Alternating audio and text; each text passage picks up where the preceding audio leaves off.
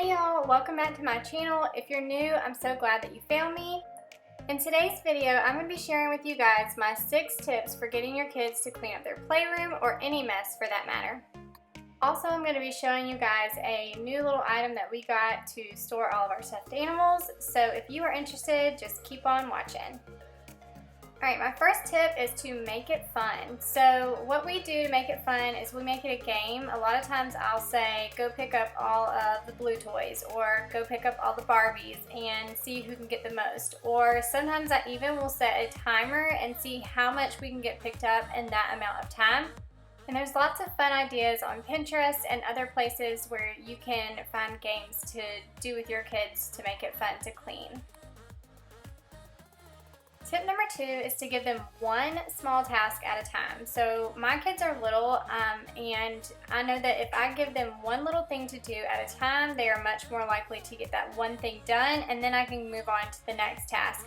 And if you think about it, us adults are kind of the same way. Most of us make a checklist of things to get done, so by telling the kids just to clean up their room or clean up their mess, they probably will get distracted, and so it's just easier if you give them one task at a time, and then they can feel accomplished about getting that task done and checking it off of their list, even if it's just a list that's in their brain.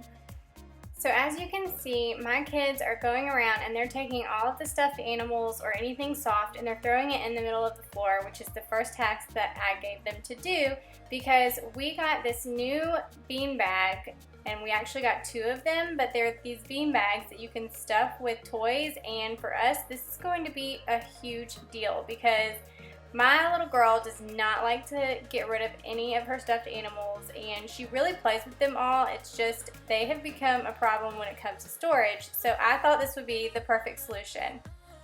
So all I've told my kids so far is go around the room and pick out anything that's soft, any stuffed animal, pillow, blanket, and throw it into the middle of the room. I didn't even tell them what they were doing it for. That's all that I gave them to do. And then once they have that all done, then I'm going to give them the beanbag chair to stuff. But until then, they are focused on that one task. And while they're doing that, I'm going around and I'm looking through their toys to see if I see any pieces to things that are missing, or if anything's ripped or broken or anything that we need to get rid of, I'm going to be tossing, and then I'm just putting all the other stuff back where it belongs. And then while I'm doing that, the kids are done with the stuffed animals in the middle, so I've kind of given them little odd jobs to start on while I'm still going through their other stuff. Tip number 3 is to praise them often for a job well done. And this is just positive reinforcement, and you guys love it when you're told you did a good job. Like if you cleaned the entire house and your husband came home and told you how wonderful it looked, then it's going to make you want to do it more often. And the same goes for kids. When they are praised and they think that you're proud of them, then they want to keep doing the same thing. And as you can see, my kids have started stuffing our bean bags with all of their stuffed animals and pillows and blankets. Tip number 4 is to let them have a voice. And what I mean by that is, like, if we are decluttering, I don't just go and throw out their things that without them looking. I will ask them how they feel about certain objects, or maybe explain to them why they probably don't need that item anymore, and let them have a voice in the decision making of whether we are going to donate it, toss it, or keep it. And another way that they can have a voice is if you are about to start cleaning, you can ask, what do you think we need to do in here today? What do you think needs to be done in your room or in the playroom to clean up today? And one other thing I do is with their chores, I kind of ask them when we made our chore list, what are some things that you like to do around the house to help out? And we made our chore list by using that, and we might even switch it up every now and then based on what they're wanting to do for chores. Tip number 5 is to lead by example. Cleaning is not something that you just automatically know how to do. If you are wanting your children to clean up, then you need to teach them how to do that. And that means that you need to be cleaning with them at least until they understand how to do a certain task. So if you want your children to learn how to make up their bed, then they don't just know how to do it. You have to actually show them the correct way to do it, and you have to teach them.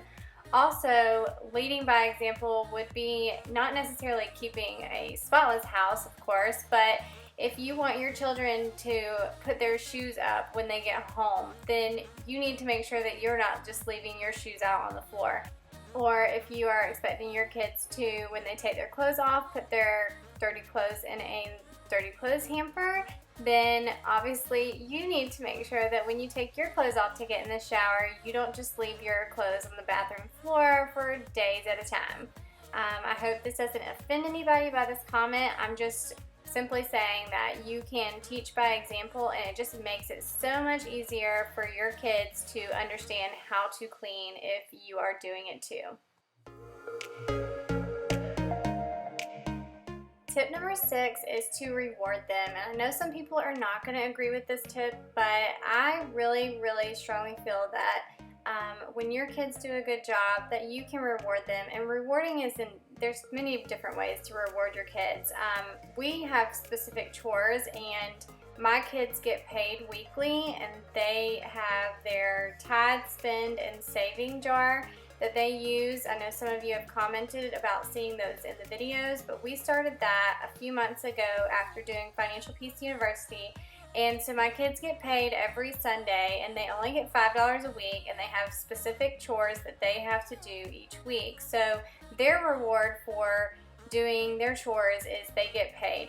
But you could also give other rewards, like giving them a sticker, or doing an activity if they have cleaned up, or giving them time on an iPad, or even a family activity. Whatever it is that you decide to do, it's up to you, but I just think that rewarding them for a job well done or for their hard work is definitely going to pay off in the long run.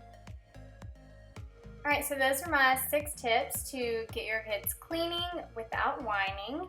And I hope that you found this video helpful. If you liked any of these tips, make sure you hit the thumbs up button. And if you are not subscribed to my channel, I would love for you guys to subscribe. Also, if you have any tips for me or any of the viewers, I would love for you to leave us a comment down below. And even if you have like any creative ideas for fun ways to get your kids cleaning, leave those down below as well. Now before you go, I'm going to show you a close-up of the bean bags really quick and tell you a little bit about what we think of them. We are loving the bean bags. They hold so much stuff. We put some pillows we weren't using, some Christmas blankets, and all that's in there, plus there's stuffed animals. And the fabric's super thick, so it's going to hold up great, and it's going to be easy to wash. I'm going to leave a link down below in case you guys are interested in checking these out for yourself. These things are amazing! You like them? Yes! We get a lot of stuff in there? Yes! All right. Kason, what do you plan to do with yours? Jump on it. Jump on it? I thought you were going to sit on it and play video games Jump on with it your and- friends. Gracie June, is that perfect for you? Is that your size? Yes! Oh my goodness. Y'all are nuts. All right. Say bye. Bye! Say bye, Kason. Subscribe to my YouTube. You're a loose tooth. All right. Bye, guys.